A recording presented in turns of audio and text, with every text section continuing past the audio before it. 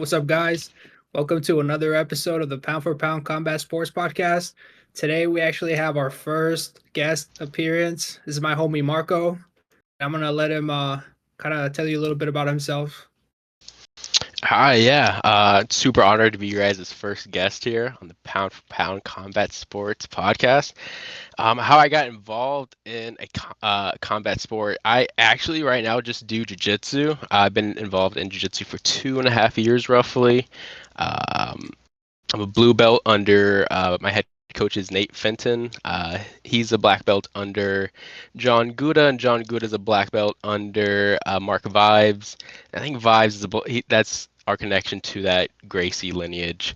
Um, I got involved. It happened right after COVID. I used to play football in high school and college. Got kind of fat during COVID. I've always been a huge UFC guy for years and years and years. Wanted to do something involving combat sports, and then I stumbled upon a homie's Snapchat. He was checking out the gym. He was posting it, and I was like, "Hey, what's the name of that gym? Where's that at? How do you like it?" He gave me more info. I showed up, and then I just kept showing up. So that's my background in combat sports. Hell yeah, hell yeah. Then you do wrestling briefly too in high school? I wrestled for about like 2 weeks in high school. It was my senior year. I went out for the wrestling team because we had some homies on there: Joe Sway, Freddie, it was Gabe. Um, it it was I loved it, but I remember like we went to Thanksgiving break and I just stopped going to practice and I just did not show up again because I was a senior. I had an ego. I didn't realize how much technique there was, and I didn't understand the sport of wrestling at the time. I didn't know what points were. No one really broke it down for me. So I remember like I was losing, and I was losing like some freshmen at times because they were just had way more technique. And at the time, I didn't know how much technique mattered. I was just trying to use muscle and strength. And I remember just having an ego. I'm like, I'm just done with it. I can't do it. But I wish I would have stuck with it. Yeah, that's one thing that I say that if I could go back in time and like do something over, it's that I would have done wrestling from like middle school through high school. 100%. Yeah, I Same. agree. Yeah. Like But it that's the is what best it phase. is. Yeah. So, have you done Uh, any competitions? Yeah, I've competed. I've done I think like 5 or 6 competitions. I don't do it too often. They're just so expensive. If they were cheaper, I would compete so much more regularly. But even like a local competition is like $100 to sign up for, and you're gonna get like a few matches, not too many. I just don't have that type of money on top of the membership of my gym. Yeah, I that's gotta crazy. buy my. I mean, even like jujitsu gear. Like, yeah, I could show up in like a t-shirt. I like to have like my own rash guard, and I go buy like the cheapest rash guards. Uh, but even like I don't know, they just overprice everything because it's such a niche market, and so they know people pay expensive stuff for all that gear. Yeah. yeah, so no excuses, right? You could definitely train with a on a small budget. But do you see yourself like doing MMA or any other, like striking or anything like that? I could see myself doing it, yeah. Going into a little bit more. I really just wanted to focus on grappling first, get a concept of one thing, almost like specialize in something, not overwhelm myself with too much. But I can see myself mixing in some kickboxing, MMA. I would love to just grow my knowledge of combat sports because it really is like so much technique to it. You never realize that. Yeah, you have those freak athletes, but there's always someone out there that has that technical side as a technician that can beat them, and it's just amazing to see that point of view now from combat sport wise. Definitely. So your goal is to like you want to have like an amateur fight, like an MMA amateur fight one day, or not? Just practicing. I've talked about it, but realistically, I think I'll just stick to competing in jiu-jitsu, and I could train MMA. I could I could be like a gym rat, a gym champion. I don't know if I could ever get out there and actually. I'm also like 26. I don't know. A lot of those guys are like 19 and like this is their life. Like it's this or nothing. And I already got Yeah, like yeah. a solid job and a house, and I'm kind of like almost in like that dad phase, but I'm not a dad yet. You want to Yeah. keep your faculties right. See, I Yeah, have a lot of experience with striking, but I definitely want to do an MMA fight one day. But I'm definitely like gonna start doing some grappling here soon, hopefully. I just been so busy. bro. If you do it, tell me about it. I'll literally try to come and wherever that fight is. I'll try to come support you, dog. I think that'd be so dope. Yeah, likewise, same here. So Marco, so tell us about your first day at jiu-jitsu. What's it like walking in? Oh, your first day. It's very I'm a very introverted person, so I definitely it was a bit overwhelming in the sense of like there's so many people. You don't know who's who, but they were very very welcoming. They introduce you to everything. Uh, they show you everything. They work with you. I do feel like they spend a little extra time with you. Uh, most gyms, just because like you are the new guy, and they also don't. They also have to be kind of wary of like someone coming in trying to like do something crazy, like show off, and so I think they're trying to gauge you too, see if you're a right fit. Um, you walk in. If you go to like a fundamental class, usually there's like a warm up, nothing too crazy. They show you some basic stuff, and then at our gym, there's a lot of drilling. So he went through a lot of techniques. You get to practice them afterwards. He'll do like 15 minute like show technique. You drill for like 15 minutes. He'll come around. He'll nitpick the details so you get it absolutely perfect, and then there's a lot of rolling at the end. I know a lot of people don't roll a lot on their first day. Like no pressure, you don't have to roll. I know that can be a little scary to see people do like live grappling at the end of class, and it's your first day. But I had a bit of a background of football and 2 weeks of wrestling, so I definitely did. I rolled. I remember like I was able to get a few white belts. But definitely, I remember there was one brown belt. I rolled with him, and it was like a 5 minute round. And he tapped me out, I think 12 times. He just beat me up. That's crazy. And it might have been because I was going so hard. I was trying to go so hard. I was trying to prove something. I definitely, as a white belt, I wasn't probably the best partner at times, but I was trying to prove myself. I was like, oh, I could beat this guy. He doesn't look so bad.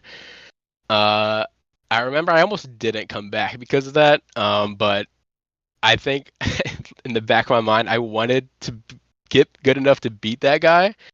And so I just kept showing up, and I haven't ever tapped him out yet. His name's Tom. I've never tapped out Tom yet, but I definitely do a lot better. I get close. We have rounds where it's just nobody gets a tap, but he'll still dominate positions on me. But Yeah, was it kind of like yeah. was it kind of like as like an experienced guy, do they kind of just wait for you to go harder and then they go harder, or is it like, is it like kind of beginner friendly, or do they just go hard? No, my gym in particular, they're definitely beginner friendly.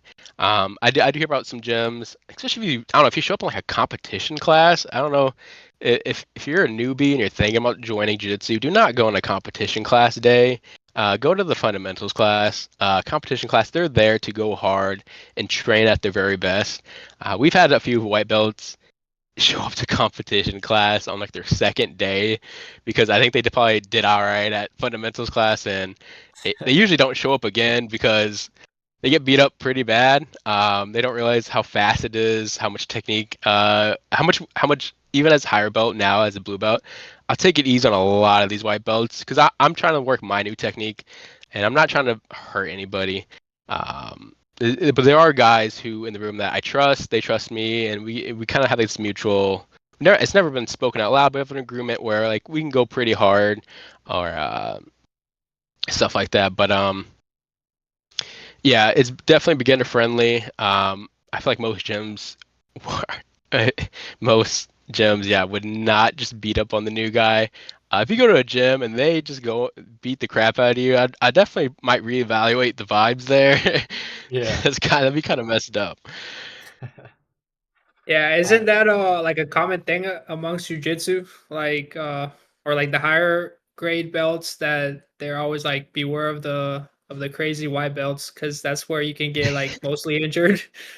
Yeah. A white belt is more likely to injure you than anybody else. I've seen big white belts come in with like football and wrestling backgrounds, just massive guys, and we have like smaller white belts under like 130 pounds. We even have female blue belts under like 100 pounds, and they are like you have to go over like the etiquette with them almost because they're going hard, putting all their weight, just these nasty cross faces.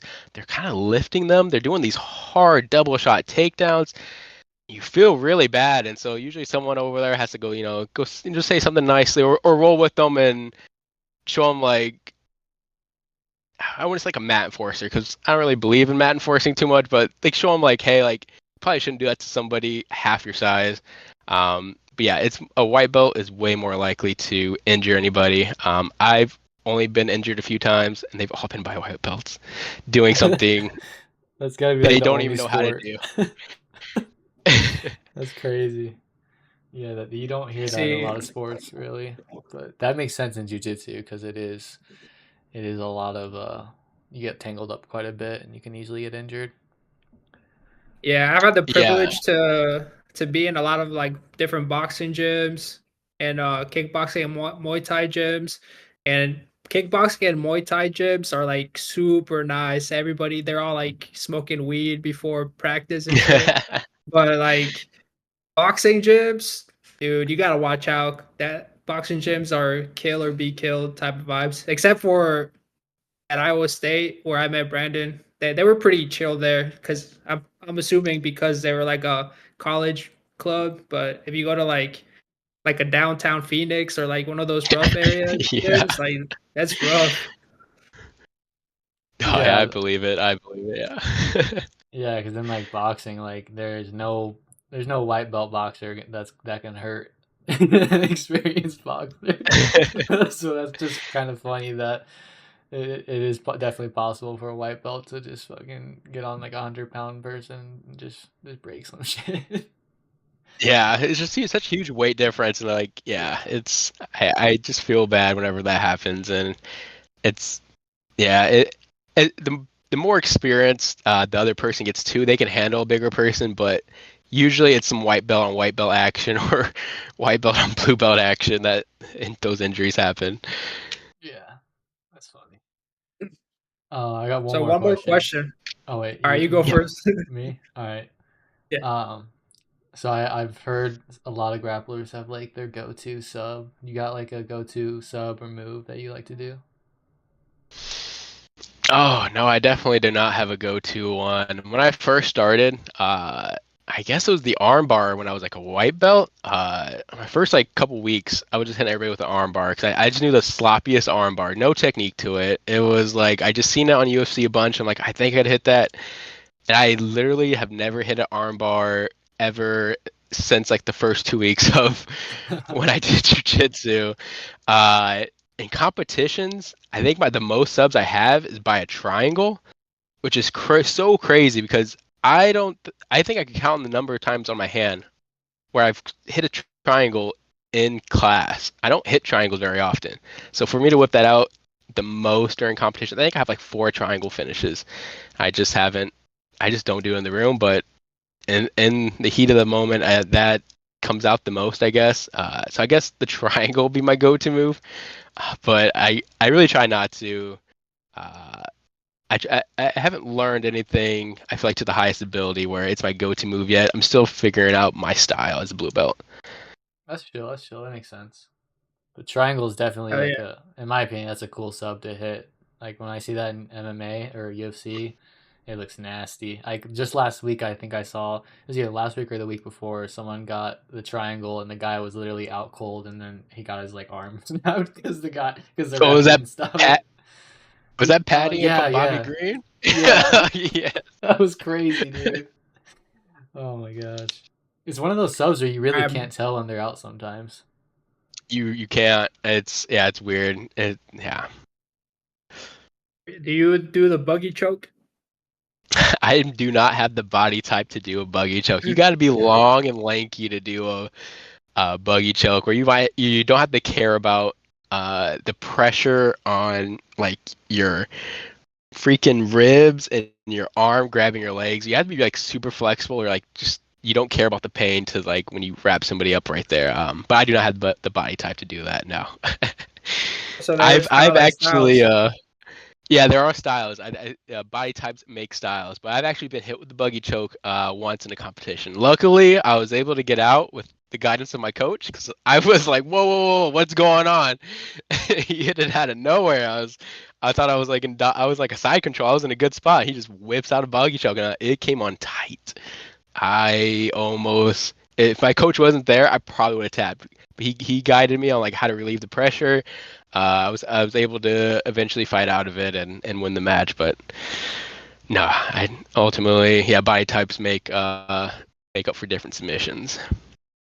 What's the most painful like submission that you thought like for me when I first got leg kicked like in Muay Thai, I was like, damn, this is different, you know, like it doesn't seem like it causes that much pain like Mhm. to the naked eye, and when you're watching it on TV, what was that like an example in jiu-jitsu for you where you were submitted by something and you were like, damn, that hurts way more than I thought? I think it has to be a heel hook. I think if you've never been put in a heel hook and you look at it, you're like, this person's tapping because his leg's getting twisted. And then you do jiu-jitsu and you learn it's a lot of pressure in the person's knee, and it's literally their ligaments being torn and exploding. I and when it's applied, slowly and safely, you just feel the stretch in it, but it's enough to be like, oh, if I don't tap, I'm gonna ruin my leg and athletic ability for the rest of my life. So I think that was the most surprising. Yeah, that makes sense given like, it's kind of like similar to the elbow, but like almost worse because the elbow you can kind of turn in a couple of different directions, but the knee literally goes just in like one direction, so that would definitely hurt. Yeah, so kind of transitioning over to the UFC card here, we're gonna make some predictions. But in your personal belief, Marco, what do you think like is a good standard? I guess we could do it by belt. If you were gonna compete in MMA, what do you think? I know you haven't competed in MMA yet, but to your best personal like opinion or whatever, what do you have to be like a purple belt, brown belt to compete successfully in MMA? Oh, successfully? I'd say around the blue belt to purple belt range. I feel like at that point you have a understanding of what's happening. You may not know everything out there, but you've gotten enough experience underneath you to have seen a majority of things and understand things defensively that would probably help you a lot. Um, I think at white belt it's still just everything's super new and super overwhelming. I do think blue belt, purple belt probably more. But I don't know if that'd be kind of hard to gauge. But that would just be my personal opinion about that range. I got one more question. This is my last one. Yeah. Okay, so if you were say you're about to get into a street fight with someone like similar size as you, Yeah. what are you doing? Are you pulling guard? Are you shooting for a double? What do you think you're gonna do in that situation? I think I'll try Jiu-jitsu-wise. to de-escalate it. If it was absolutely a fight, like I know it's not, there's no way to avoid it. I guess I got a pretty decent blast double. I'm definitely not pulling guard because I do not want to be on the bottom of a street fight. I Yeah. feel like most jiu-jitsu guys understand that, even though like we get the stigma of pulling guard. Yeah, it's like the meme. But yes, but no, I definitely would not want to be on the bottom of a street fight or any fight. Okay, so you're going Only for a top jiu-jitsu because position. there's no punches. Yeah, I'm definitely a top. I prefer That's top. fair. That's fair. All Oh, right, that's all I but you don't have to limit yourself to jujitsu. Well, if you were in a street fight and it was your size, not Mhm. bigger than you, to like pretty much exterminate like the situation, your opponent right away, would you still go for a takedown? Or if you were in range, would you throw a hook? Or not limiting yourself to jujitsu or anything. Right. Kick him to the Well, nuts, like whatever. I think I would still go for the takedown. I feel like it's the safest. I could definitely get into a position where I'm comfortable and I feel like I can control the guy. I'm not the greatest striker, but let's say like hypothetically I was a great striker. I've just seen so many things where someone gets hit and they get knocked out and then they go head first into a concrete and now they're dead. And I just feel like that'd be the worst way to one like accidentally like kill someone or hurt someone that bad, and then now you have these charges against you because of a silly street fight. So I feel like in that instance, like grappling, trying to control them, be the best way if you had to engage. But I think all of us can agree like combat sports have humbled us to the point where like, we don't need a fight. Let's just de-escalate things. Yeah, that's true. First. Yeah, I agree. These are just questions that the world wants to know. For sure. Yeah, they want to know. They want to know, well, what am I going to do with this? So when they see me on the streets, they can know what to expect. It's going to be a blast double. The And Mighty Mouse arm bar.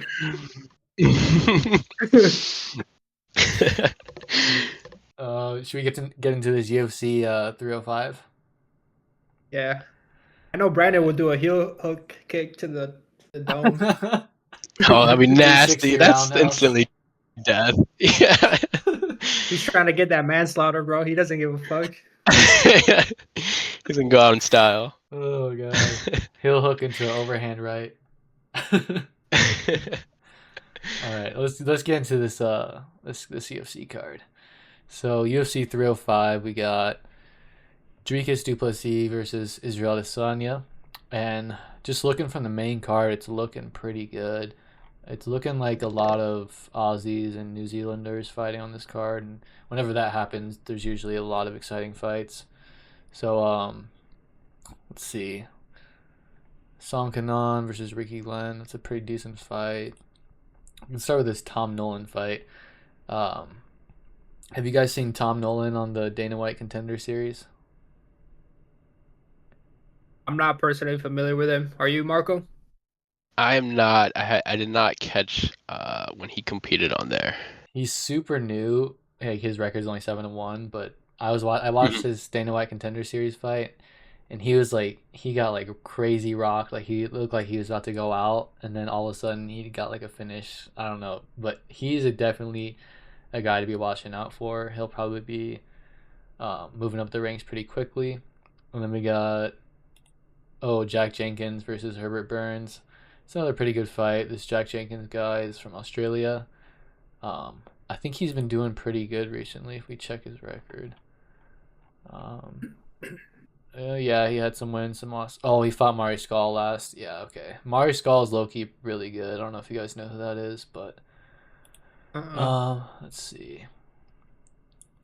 Luana Santos, I'm excited to see her fight. She's pretty good. Casey O'Neal's all right. Oh, and then here's where we start picking it up. So, do you guys know Josh Kulibau? He's kind of new, but he's been around. He's had some pretty good fights. Also from Australia. But yeah, definitely watch out for this Josh Kulibau. He's one of those guys where he doesn't have like the best technique, but his hands are really good in terms of power. Let's see. Do any of these fights look exciting to you guys? If we just browse, any fights you guys? Yeah, are excited to be honest, see? I'm not very familiar with anybody up until like Tai Tuivasa. Tai Tuivasa. Oh yeah. No, I've seen that. Where... I've seen that Chinese guy before, but I haven't seen his fights. I've just seen his face.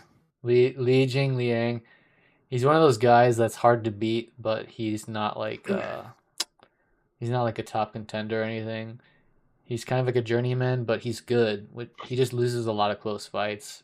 Looks like he's going up against a guy that's pretty good because he's I guess Li Jing Liang's the underdog. So if I was gonna take the underdog here or on a fight, I would probably take him. So Tai Tuivasa versus Jairzinho Rozenstruik. This should be a good fight.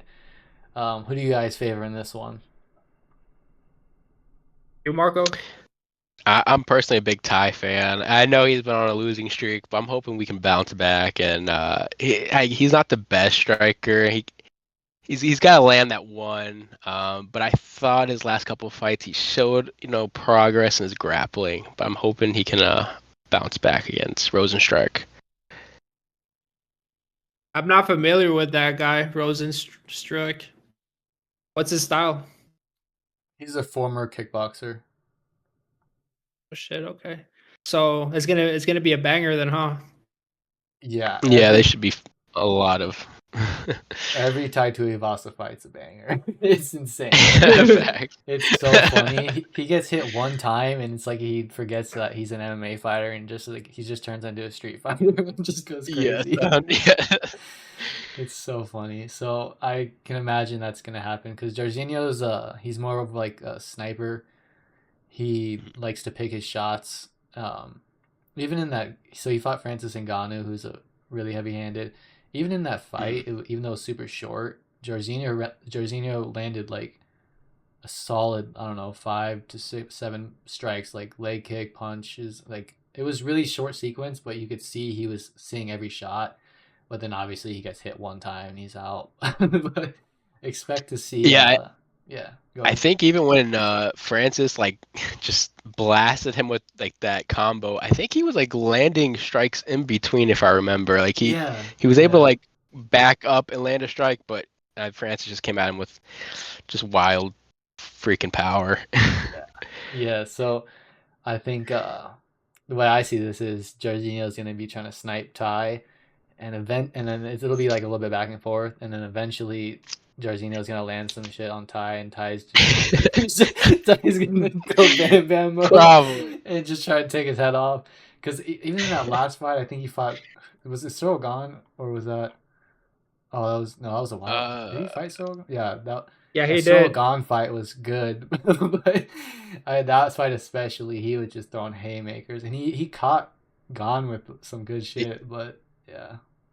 Yeah, dude, Cyril had him looking like he was constipated with those teeth to the stomach. Yeah. I mean, this dude's record, he's fought like I think almost everybody. It looks like Pavlovich, Volkov, Gane, Derek Lewis. I'm surprised. Yeah, he pretty beat much Derek losing. Lewis. Yeah, pretty much. He's pretty much losing to the top dudes. Yeah.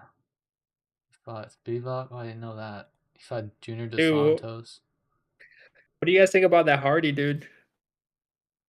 Oh my god. Have you guys seen him in BKFC?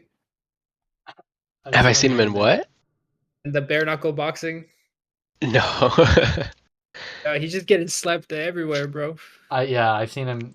I'll like get on Twitter and every now and then I'll see Greg Hardy gets knocked out. Like it's just like it's just on fucking repeat. He'll be it's a meme at this point. Yeah, it's a meme at this point. Whatever boxing promotion it is. It's a new one every time.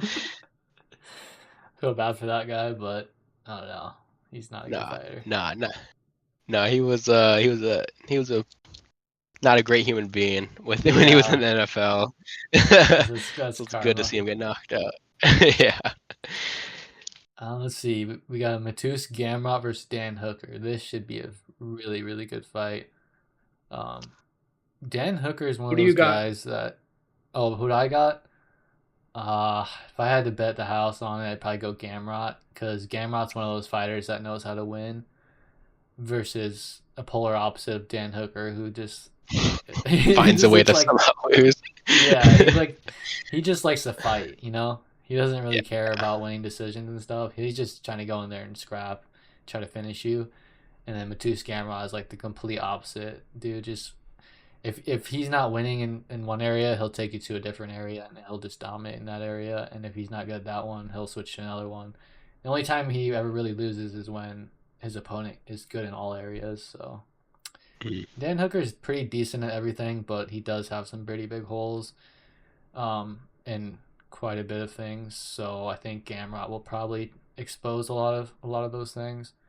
But I wouldn't be surprised if Hooker hurts Gamrot. I think that will be what sets it off. Dan Hooker will hurt Gamrot, and then Gamrot will just go straight to grappling and wrestling. He's gonna be oh shit.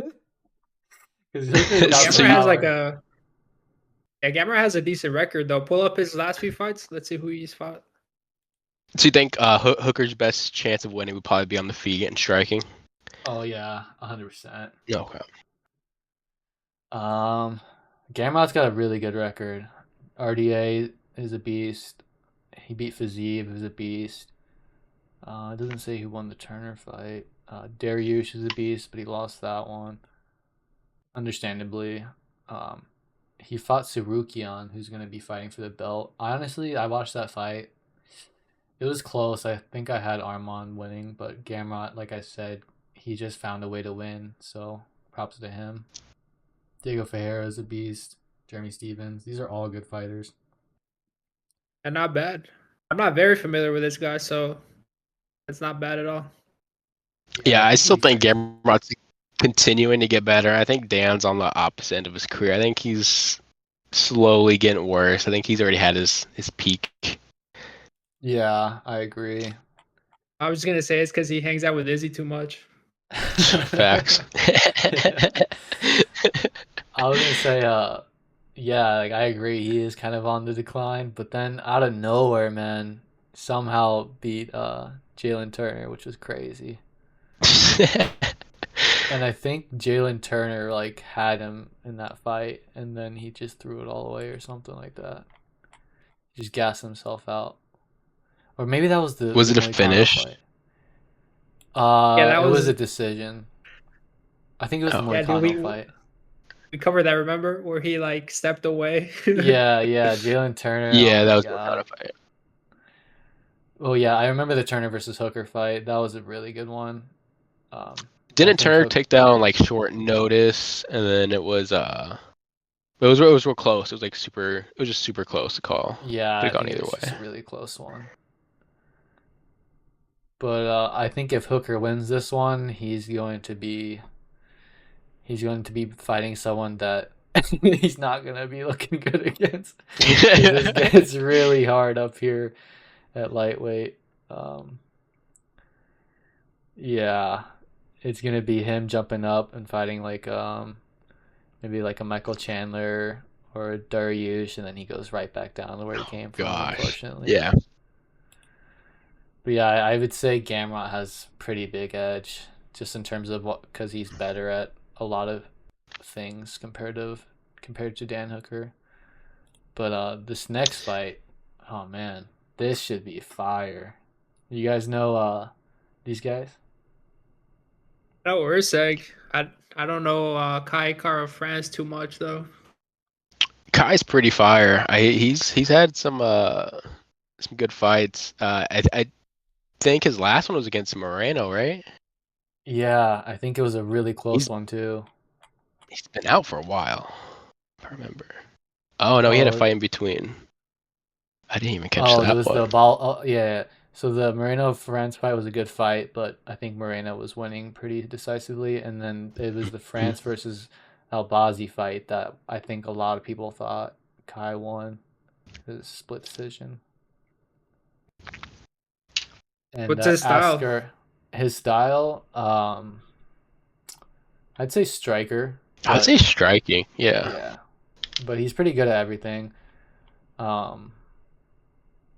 He fought this guy named Askar Askarov, who's a really good grappler, and I think he just was able to defend pretty much all of it. And I think he just made him stand up. So he's pretty good at everything. But Steve Urseg's he's so good, man. He doesn't even look like he doesn't look like a fighter, but Homie looks like a math teacher, bro. I thought he almost won that. He literally won that fight It was up until the last like 2 minutes. He threw it away when he went for a takedown. Oh yeah, I remember. Yeah, dude, he fucked up, bro. Yeah, he literally had that fight won pretty much. Yeah, he's surprised because I didn't know Urseg too much, and then I just saw all of a sudden he was ranked like 11 at the time, getting like a championship fight. I was like, this is crazy, and then he almost pulled it off. I was like, whoa, what is going on? Yeah. You could tell it was the only reason I think he lost was the experience, man. He just gave up too many things that he shouldn't, or he probably wouldn't have if he had been in a championship fight before, which obviously he hadn't. But he showed that he deserved to be in the top top rank and fighting for championships. So they So if he wins this one, you think they're gonna put him up there to fight again soon? most likely, yeah, I think so. Because of his performance. Obviously, if he had not a good performance, they'd probably make him take a couple more. But I think if he beats Kai, he goes right back up for maybe a title fight or number one contender. I don't know if I can say the same for Kai though, unfortunately. So you got Steve winning this fight? Yeah, I am a big Kai Car I do Fights too. fan, but I just think Steve's striking is going to be too good. And then I saw the way he was able to manage the grappling. I don't think Kai can offer anything other than the striking that would pose a challenge to Steve. But Steve's That's a striking huge is hella good. yeah, and if Kai is a striker, that's a big reach and height disadvantage for him right there too. So Yeah. he's a sniper too. He Mhm. fights like from the outside. Yeah. And I've seen Kai get hurt quite a bit. I mean, not like a lot, but I've seen him get hurt by people I didn't expect him to get hurt by. And I know Steve's got enough power to put him down, so I wouldn't be surprised if this fight ends in a finish, just because these guys are really good at finishing fights. Oh yeah. And then What do they yeah, have the odds right oh, there the for odds. Steven? They don't have Steve it there, favored? but I can check on my phone. I would guess Steve is the favorite coming off a If he's very not, close title fight. bet the house on Steve. Bet everything you Oh, got on Steve. 100%. If he was, yeah, I would 100% be on that. Let's see if I can find it. So Steve is minus 175 and Kai is plus 135. So honestly, that's Oh, still pretty okay. good odds. It's not too I would have bad. Yeah. expected I would have expected Steve to be like minus 200 or more, maybe like minus 250. But Kai's good, so it's understandable. So let's see this last fight. We got Izzy, the former like two-time champion, versus Yep. Dricus, the champion who beat Sean Strickland, and Sean Strickland beat Izzy. So that was this fight makes a lot of sense. But I guess you can't really do MMA math most of the time. So, but who do you guys have winning this fight, or what do you expect to happen in this fight? I'm gonna let Marco go first. I got the King of Africa, Duplexis winning. He I mean the white guy? yeah. Two African brothers fighting. Come on. Nah, he's Chinese. that is true. He definitely claimed a few other places before claiming where he's at now. But I got Duplexis. He really surprised me. I remember watching his first couple fights against gosh, I can't think of his name right now. The guy I'll pull it up. Darren Till. Darren Yeah, Till. I think you're right. Yeah, that was one of them. He just came out there. Well, all his fights before Darren Till, he just went out there and just was crazy. He just pushed the gas. He would gas out instantly, and he was just getting away. I felt like with strength, and I didn't see like the most technique, but he kept winning. And then apparently he couldn't breathe through his nose ever, and he got the surgery. And then he went out and put on a whooping on Robert Whitaker, and I was like, this is insane. And so I definitely got Duplexis. Ever since that fight, he put himself on the map for me. He's a freak athlete too. He's so massive for this weight class. It's hard to tell sometimes, but he's huge and it's insane. Yeah, that was spot on, dude. That's exactly how I saw his fights. Like, bro went out there, he gave it a good solid 5 minutes, and that's it. And then he was just on the legs, just riding it out for the remainder of the fight. It was so funny. Shout out to Dr. Miami though. Yeah, that nose with surgery definitely changed. Like looks completely different than when he first entered. But Mondo, how do you see this fight going? Dude, I think I'm gonna agree with Marco, man. Yeah, dude, I don't see how Adesanya could beat him. unless he's a black belt now or something. But I doubt it. If Bobby Knuckles couldn't beat him, I don't think so, man. Right. Yeah, Izzy's always going to be a legend, but he's been a champ for a long time. He probably already has all the money. I mean, he doesn't really need another. I don't know if he has that drive anymore to be the best. Yeah. So it's funny, like, so you know how they say you're only as good as your last fight, right? Right. So he's like the king of just taking that and throwing it out because it's like he'll have like really shitty performances, and then like a fight or two later he'll have like a crazy fight or a crazy knockout. And so I'm with you guys on that. Like he does after his last performance, it does not look like he's improving. It's not looking like he Mhm. really wants to scrap. He looks like he's just trying to get by with taking very little damage and trying to win decisions, which he's done in the past quite a few times. But I think he comes out the gate firing, and he goes toe to toe with Dricus Du Plessis.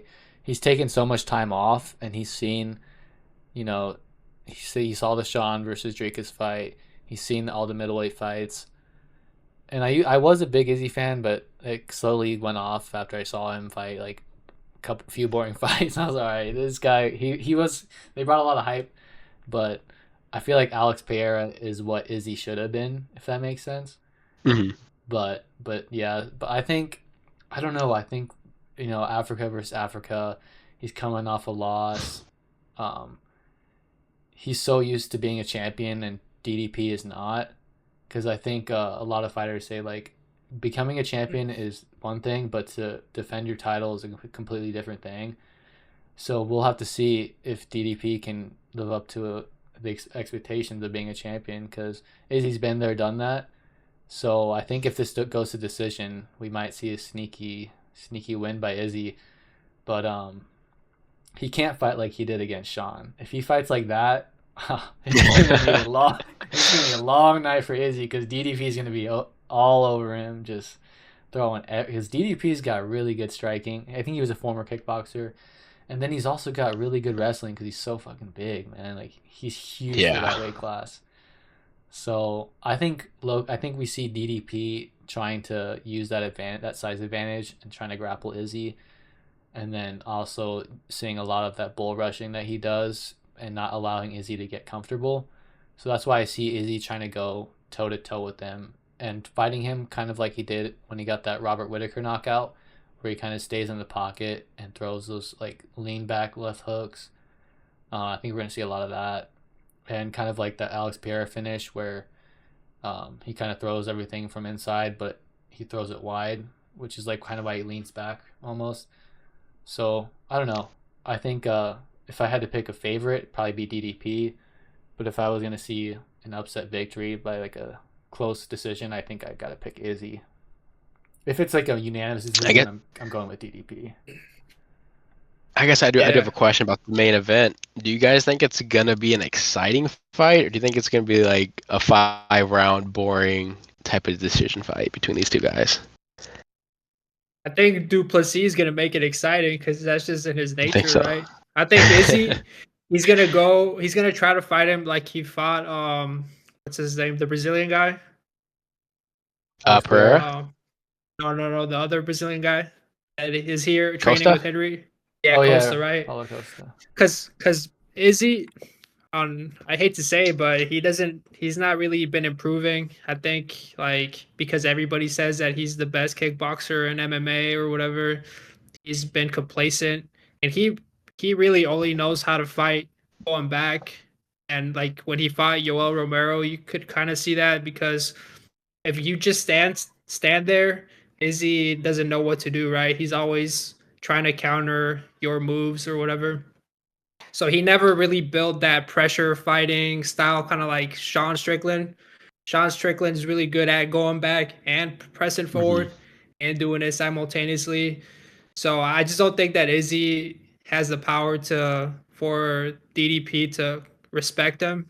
And I think when Hmm. he leans back, I think DDP is gonna catch Izzy like he was catching Whitaker over the top. If I was gonna if if I'm gonna like give my prediction of how it's gonna go sequence by Hmm. sequence, that's what I think I would say that would happen. Is Duplessis has a chin.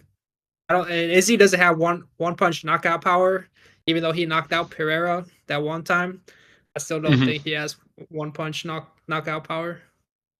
I think so. Yeah, it is tricky. He doesn't really have like um, that brute force power, but when he does get knockouts, it's because he lands like that perfect flush punch.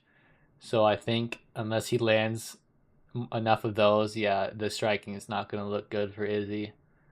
But I mean, Well, just go ahead. I was gonna say the key is to land it while not being landed on you, right? But like Costa, he was trying to, he was, for lack of a better term, he was trying to outpoint him, like how you outbox someone while pushing forward. But Hmm. DDP, he doesn't really care about getting punched. He takes one to give one. You know, he has that type of mentality, and he has like brute force. And I could also see him like taking him down, kind of like how Blahovic took him down and kind of bullying him on the ground. Yeah, that's a good point. I think so. I think Izzy's got. I was looking at his record. I was like, Jesus, he's fought for a title in a title fight for like his last 11 fights, which is I don't think like any active fighter has had that many besides John Jones. But that's insane. But yeah, I think the only way Izzy wins this fight is if Drakus like messes up his game plan. Where I feel like he's gonna be trying to grapple him and try to wear on Izzy, Hmm.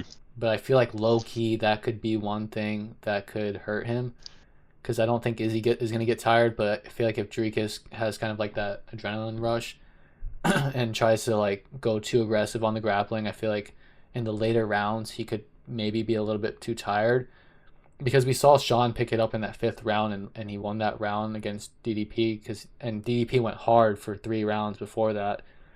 So we're gonna have to see if DDP has the right game plan. Because I feel like if that's the Hmm. only thing that could hurt DDP, because I feel like if DDP just fights, like he fights all of his other fights, and doesn't try to do anything too, um, too over strategic, I think he'll win in every department. It's just whether or not he has the experience and can manage the 5 rounds versus a guy that's been there in 5 rounds like several times and he's won almost all the decisions besides the Sean one Yeah, right. Izzy is and like that a Jan master. Blahovic. Yeah, Yeah, Izzy's like a master of like winning in a 5 round fight.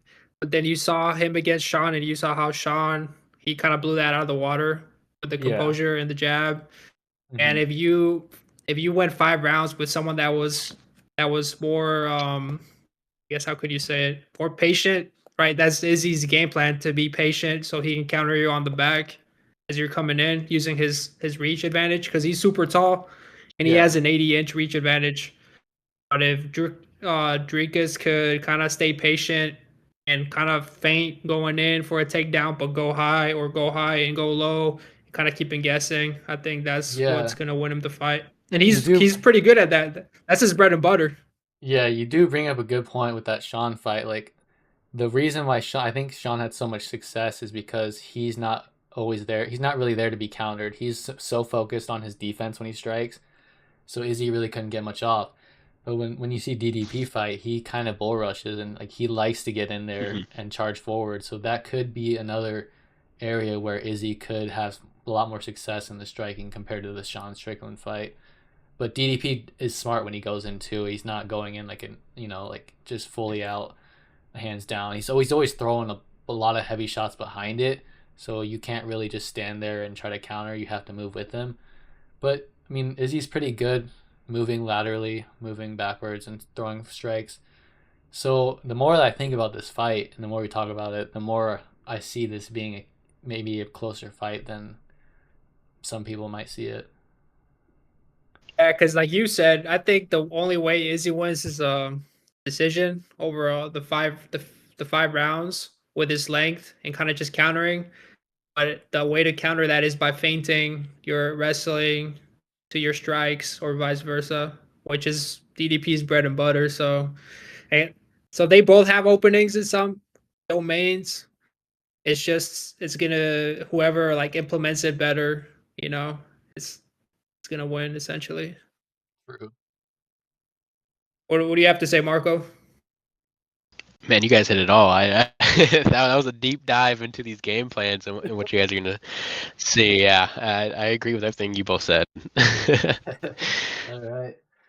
Was there anything else you wanted to chop it up about? Yeah, so I wanted to ask Marco about jujitsu tournaments. How he said that they're like really expensive for you to Mhm. go compete. I mean, boxing tournaments are relatively cheap. Kickboxing tournaments as well. So, do you watch like ADCC or like I know you watch like jujitsu, right? Like one Yep, championship, all that type of stuff. yep. I try to watch it all. What do you think about the state of professional jujitsu at this point? Professional jiu-jitsu, I think it's in a good state. Like it's still a growing sport, but it's hard to get eyes onto something that still just is relatively new and isn't considered exciting. I mean, a boring MMA fight to a lot of people is when they start grappling, and so this is literally just them doing that. So you have to understand what they're trying to do too. It, especially when jiu-jitsu, when it's like you're in someone's guard, that can be like a long, boring match for someone to watch.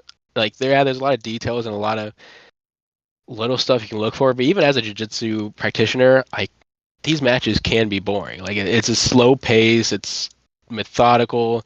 But I'm hoping, at these ADCC, like when you get the best in the world and the CJIs, you're really hoping for these exciting matches to really put some eyes on the sport of what it can be.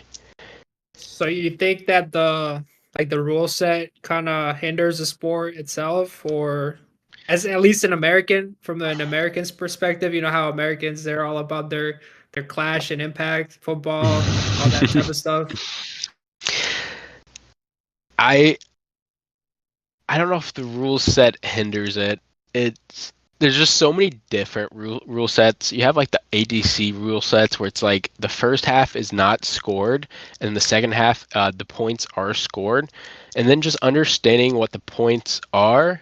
Even as like a casual watching like wrestling, that can be kind of hard to understand sometimes too, and that's a pretty popular sport in America and in like other countries like Russia. Um, it's just learning what that is. But they're continuously trying, like CJI is trying a new rule set that isn't like ADCC or IBJJF, though those are like the two most common rule sets. So they're trying to push the boundary of what can make it more exciting. So I do think the ADCC rule set of the first half not being scored, and it's just like anything kind of goes. Like, so you end up in a bad spot, you technically didn't lose any points, or the other person didn't get any points. I think that helps push the pace a bit, but at the same time, there's a lot of people who utilize that like game plan where they will not do anything literally for the first half of the match because their goal is to score one point and win the match. So they wait until points are ready to kind of start to engage. So it can really it's hard to find the perfect rule set, but I do like what CGI has proposed, and it'll be interesting to see. So what did they Yeah. propose that's So different? So CGI, so what they are doing, and it's kind of MMA based. So everything but the finals are gonna be 3 5-minute rounds with 1 minute of rest in between. It's going to be a 10-point system, similar to like boxing and UFC, and they're going to have open scoring. So after the end of each round, the person who won that round is going to know they won the round, and so the person who's down knows they have to pick it up. And so the scoring's going to be a little weird because it's going to be based on the action and the initiation of who's being the more aggressive person, who's initiating more, like just initiating more. Uh, it's also scored on close subs and dynamic actions, so just trying to create any type of action, and then position control is the third criteria. So it's really going to be based on if you're trying to come like trying to engage in grappling. So I hope that works, but we'll see this Friday and Saturday if this rule set is maybe the savior to the sport. Dude, that sounds So awesome, what's actually. It sounds just like MMA scoring where you're trying to get damage or trying to, finish the fight. So that's actually cool to hear.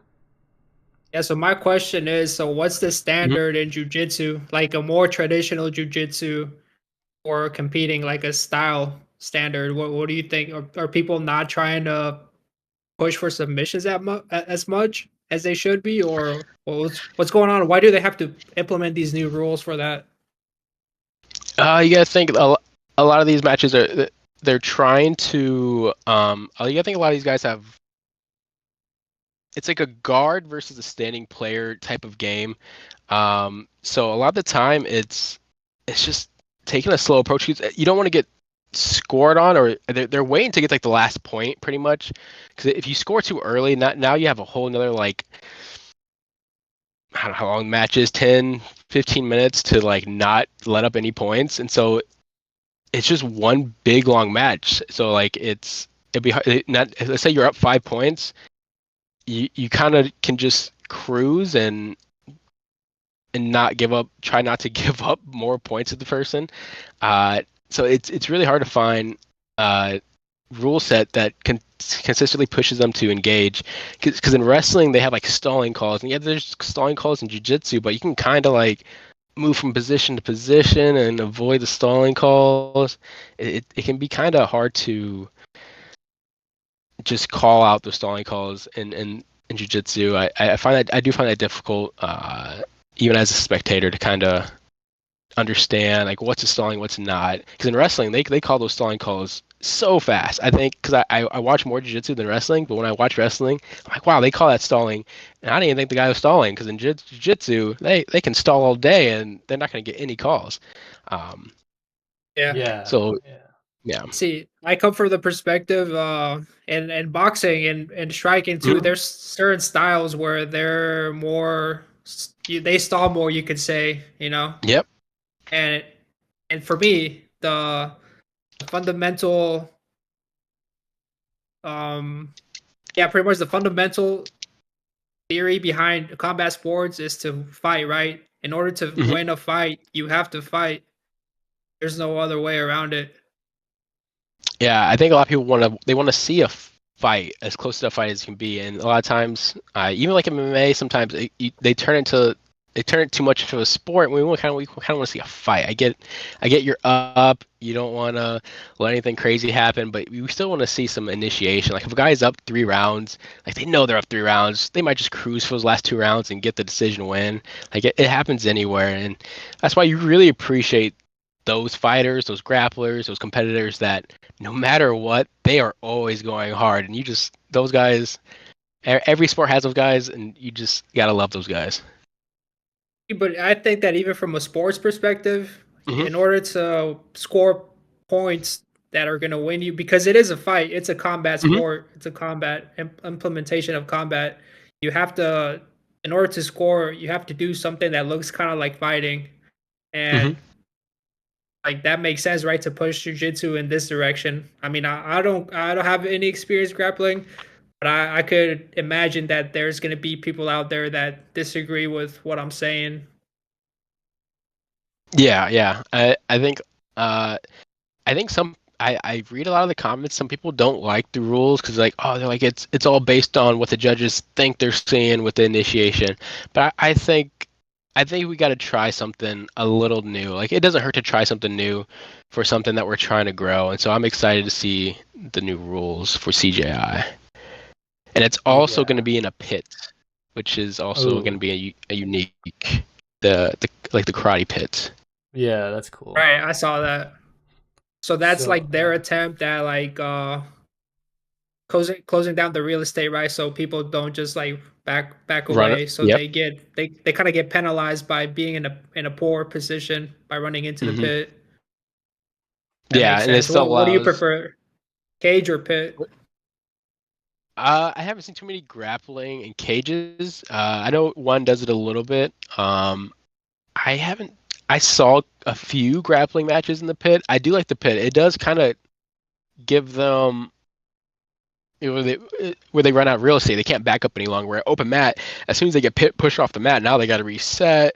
Now someone might have ended up being taken down, but because he escaped through the mat, now they're resetting in a standing position in the middle of the mat, where the pit allows you to you can't run. You can't just run out of the mat. I mean, that you're gonna that's gonna be nearly impossible. So you're stuck in that pit. You're stuck. You're gonna get taken down, and it's not straight up like a cage where you can use it to like jump, like kick yourself into like a better position, like necessarily. I think the pit can still be kind of utilized like that. It's gonna take a lot more energy because of the slope. Yeah. Yeah, because the cage, I know a lot of jiu-jitsu guys will probably figure out some way to use that in a really unfair advantage or something. Yeah. And it would just get annoying with the ref having to. It's already annoying in MMA. They're like, "Don't grab the cage, don't grab the cage." Like every time they're even just close to the cage. So, yeah. And they still do it. This is what I think about this, right? If they have the cage, fighters use the cage like. Cage wrestling exists because the cage exists, right? Using your back to get up. Why can't you grab the cage if it's part of your surroundings? You know, in a real fight, you would grab the cage to not be taken down. Yeah, that's true. I think it creates a bit of a. I see how in like sport, like if you want to create like a sport that seems a little more barbaric, but like I used to think the UFC in general was barbaric.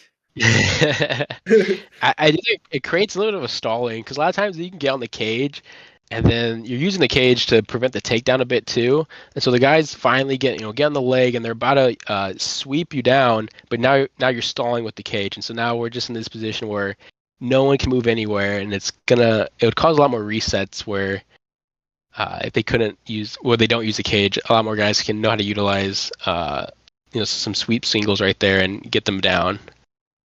Yeah, that's a good point. So what do you think about resets in general? I'm not the greatest fan of resets, but I understand them too because they want to create action. If you're like not doing anything, if you're not progressing, that sucks. I do understand some of the resets. I've seen it really depends on the reset, but I do agree with resets. Like if they're not doing anything and it's just this crazy grappling stall, whether it's it happens most of the time when they're on the ground and they're just stalling. Yeah, you got to reset them because there's nothing happening and nobody wants to see that. It's bad for the sport. It's bad for everybody. Oh, I got one last question. Okay, so as a jiu-jitsu train, like as a what do you call it, like a jiu-jitsu player or whatever. So has it changed the way you watch MMA? Are you like, or do you still have that perspective like, oh, I don't want to see them just like hugging each other, or do you enjoy a little bit more the grappling? It did change my perspective a lot. I enjoy the grappling a lot more. I remember before I was kind of like, it can be kind of boring. You're like, but now it's like, oh my god, this dude is controlling this guy like to such a high level. Like this dude just physically cannot move because he's breaking him down. He's controlling this, and you can like watch it. You can study it. I do have a lot more appreciation for it, and I do hate it when the fans start booing. It's like this is actually the part I like. Yeah, that's interesting. So yeah, I have a question going off that one. So you think controlling is fighting, or is that something different fundamentally? I think controlling's fighting, because that person's got to fight out of that spot. They got to find a way to get out of it. Almost like controlling the ring, striking is part of the fighting. You're controlling the pace. You're pacing the action, so you're controlling. If you're dictating what they're able to do and what you're doing, I mean, that's kind of part of combat too. So I do think controlling is a big part of it. Not to hate on grappling or whatever, Yeah. but from a striking perspective, if I'm defending and I'm moving, if you're punching me and I'm moving out of the way, but I'm not hitting you back and you're not hitting me, and I'm controlling the fight, essentially, to me, that's not fighting. Like you can't win a fight by doing that, from my personal perspective. From like if they're on top and punching or like.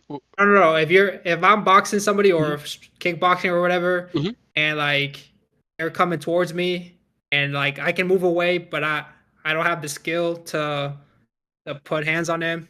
But every time he tries to punch me, I slip and I move out of the way.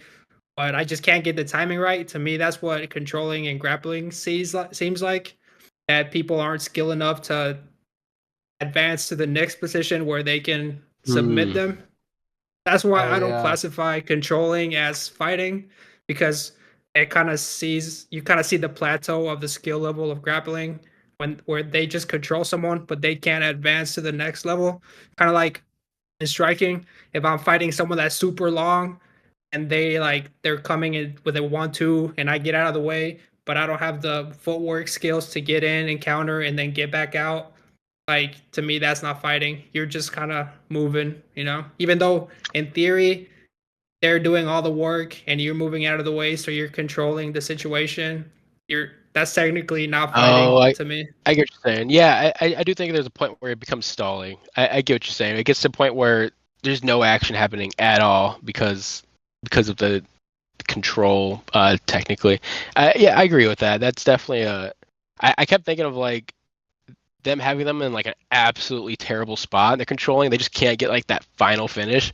But like Oh when somebody yeah. gets their back taken, I it's like that's such an advantage to the guy who has the back.